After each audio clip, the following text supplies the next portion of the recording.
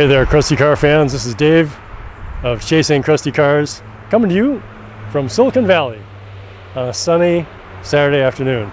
And I want to introduce you to somebody, or maybe better said, something. There you go. That's the ticket right there.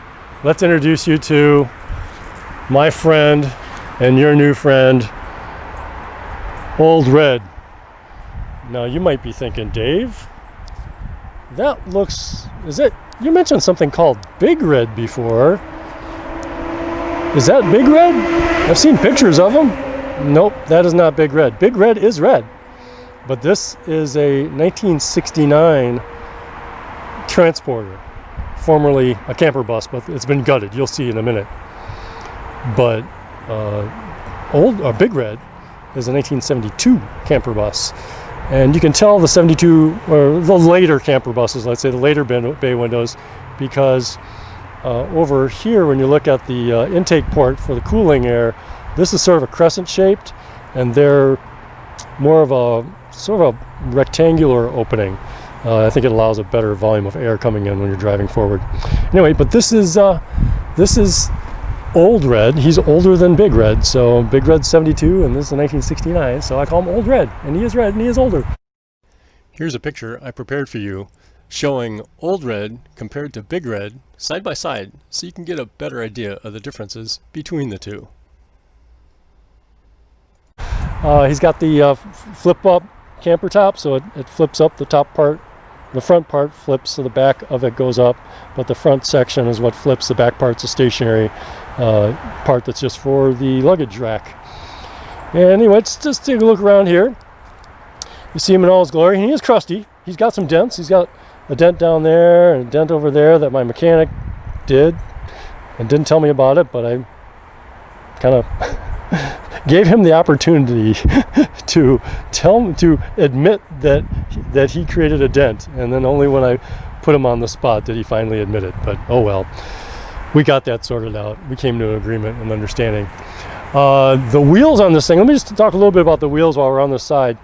These rims, I'm a bit of a purist. I like to see the original hardware whenever possible, and these rims, although they're kind of sporty looking, kind of cool, the tires, the rubber that's on there is the wrong type of rubber. The rubber there is for passenger cars, not for trucks, and you're supposed to use truck tires on these things because their capacity to carry a lot of cargo. So the wrong kind of tires are on there. They don't have enough sidewall strength and enough plies on the tread or load-bearing surface. And the geometry of the steering is a little bit different, and the rubber doesn't fit in the wheel wells cone as well. The back wheel well is a little bit, let's say, a little bit tight. There's just barely enough room for the travel of the tire up and down within the wheel well there. You might see here the Jalowski windows, so that they kind of crank out for ventilation, and all kinds of other good stuff. Let's give you a quick look inside. Let's grab the door here, and what you'll see here is a vehicle that's not been prepared for show. There we go. I'll get the door wide open for you. You can see the original door cards. Those have been unmodified. You can tell they're kind of crusty. Remember, the show is Chasing Crusty Cars, folks. The seats, looks like they'd been recovered, and then the recovering fell apart. I've patched the floor on it.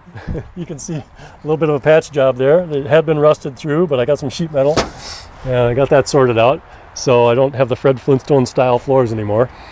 And I recently put in a tachometer and some air conditioning. And if you look real closely here, there's a temperature gauge there that had not been hooked up, but it is now functional. I got the wiring in, which is really important. You need to be able to monitor the temperature of these motors. Some other exciting features in this car, you'll see I have plenty of paper towels, because paper towels and glass cleaner go a long way to keep the many windows on this vehicle clean, and also paper towels for doing the greasy stuff like checking the oil. I installed a radio in here, an extra speaker. I actually rebuilt that package tray.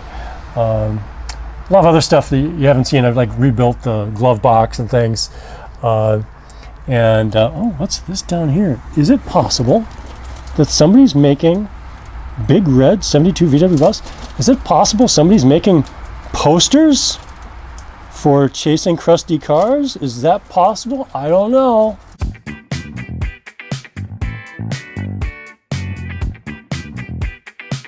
Gotta have some brake fluid. That comes in handy. And also got a brush, which I use as a small broom to clean out the floors here.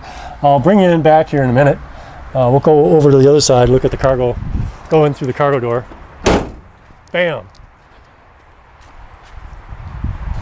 Check out the custom antenna. Nothing but the best coat hanger there, folks. All right, so we'll take a look. Here's the passenger side. Nice tear in that upholstery. I like actually doing upholstery work and patching it up or putting in new skin, getting the cushions, the rubber all, the foam in there done real nice. And there's my handy spot for my washer solution.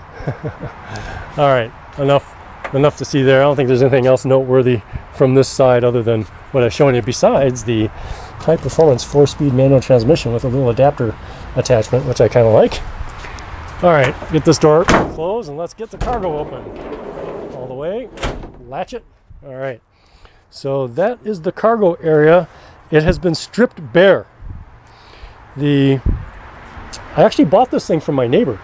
He was going to use it as a surf mobile, and it was sitting in a storage facility, and cats were living in it, and it had the full camper interior, which is really tragic that he just tore it out. But my understanding was cats were living in there and they'd pissed everywhere and it was just thrashed. So it was his opinion that nothing was salvageable, which is too bad. But he did salvage the Z-bed hardware and the wood and the foam that would occupy the area back here. There's some rust damage I need to do on the floors. I need to repair that rust damage. But other than that, it's a pretty clean interior besides all the junk I have back there. Once I get this back up north where my car barn is, all that stuff will get stored where it should be, and then I can liberate that space, and so I don't have so much crap back there. Yeah, it's just a blank canvas for the most part for whatever I want to do in the interior, and my goal would be to restore this back to essentially the full function that it had before, all the camper functionality. For example, before I explain how I might fix up the interior of Old Red, I thought it would be useful to show you some photos from the inside of Big Red. Big Red has the classic VW camper bus interior. In the first of the 4 photos, you'll see the jump seat / storage area behind the driver's seat. That also has an AC electrical outlet installed on it as well. Then is the flip-up dining table. Near the cargo door, you'll see the closet, which has a hanger rod in it, so it's a full-length closet. Then next to that is the bench seat or couch, and that's installed on some special Z-bed hardware. When you pull the bottom of that seat outward, like toward the front of the vehicle, it then raises that portion and flattens the seat back to combine that with the cargo area that has similar pad to have them all on the same plane and create a comfortable full-length adult sleeping area. The third and the fourth photos show the Z-bed flattened out, converted to a bed, where you can see a shot looking from the dining table area out towards the back of the vehicle, and then from the back of the vehicle looking inward, giving you a really good sense of what that camper interior is like. So now that we've described that for you, it'll make a lot more sense as I continue explaining things when we get into Old Red. So let's return to the video now. Typically you'd have a little jump seat. It's like a reverse seat back here with a little bit of storage between the back of the driver's seat and the little jump seat. Typically there's a table that flips up from laying flat against the wall, and a little peg comes down, a little third leg or a leg comes down and holds it. Then you'd have the Z-bed, which also doubles as a bench seat. Over here would be a closet with a little rod for hanging clothes and storing other things.